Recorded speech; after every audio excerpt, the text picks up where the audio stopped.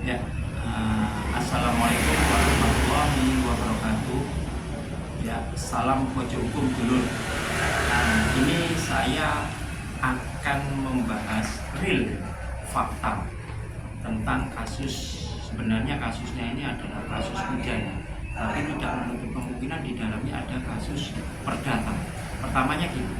Jadi ini saya sebutkan aja Pak ini tinggal di daerah Semampir, Surabaya.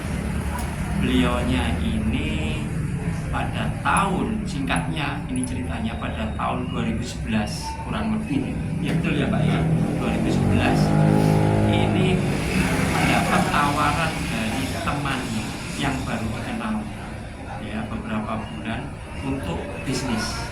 Singkat cerita, beliaunya memerlukan dana.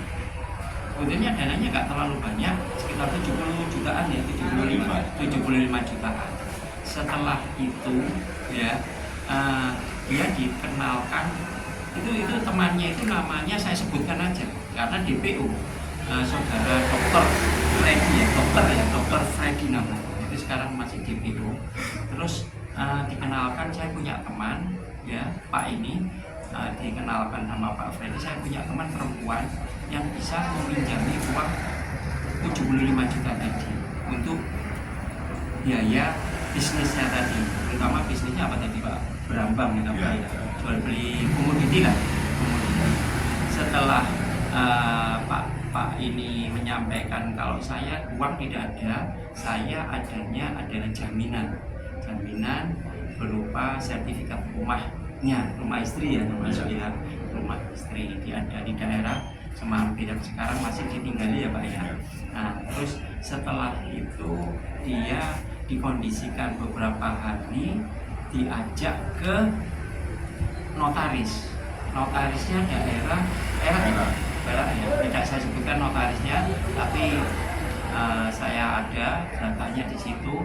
Diajak ke sana dengan hari yang sudah ditentukan, jam yang sudah ditentukan, menyampaikan bahwa kalau tidak melakukan akad dengan notaris maka uangnya tidak akan cair, begitu Pak ya?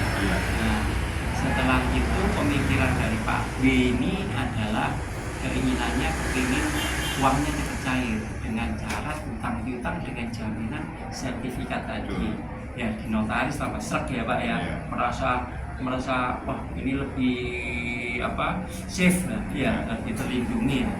Namun si dokter Freddy ini yang pelaku ini tadi, yang DPO ini bekerja sama dengan saudara si Fani. Jadi Fani juga DPO sekarang. Dulu tinggal di Petemon ya Pak, Petemon Gang 4 situ, tapi sekarang sudah tidak ada di situ.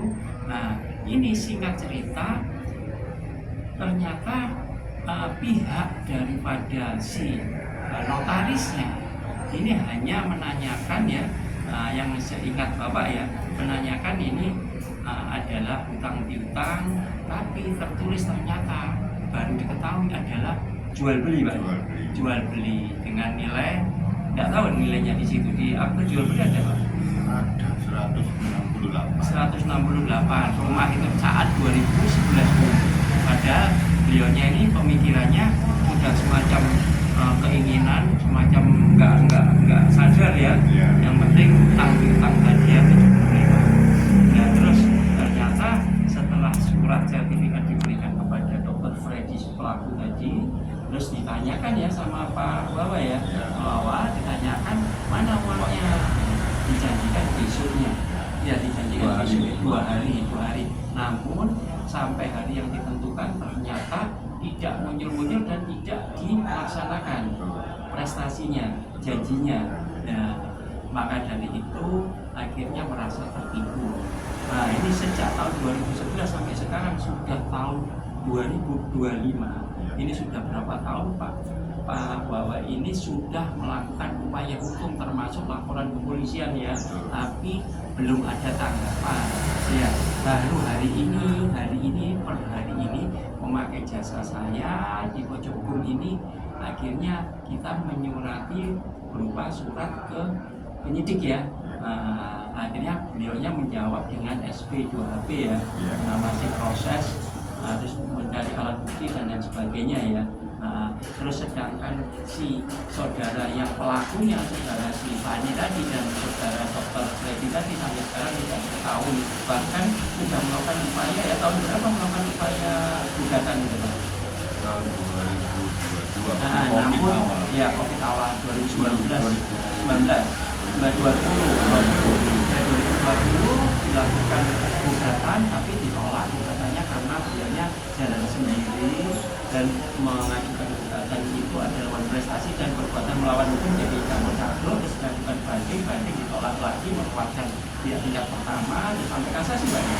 Enggak, banding aja ya, banding aja.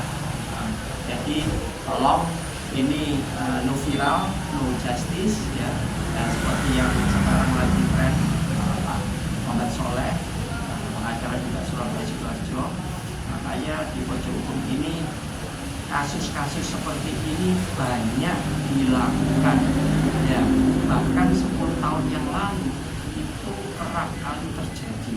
Detik ini hati-hati bagi dulur-dulur semuanya ya, yang tinggal di mana saja, tolong hati-hati dan waspada.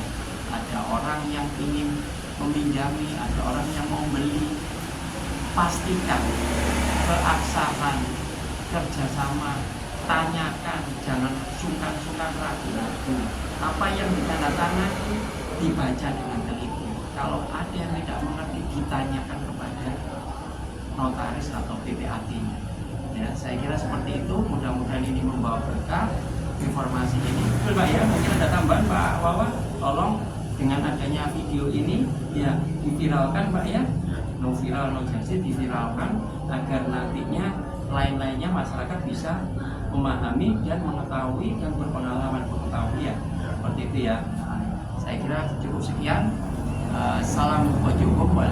Wassalamualaikum warahmatullahi wabarakatuh. Salam pojok hukum.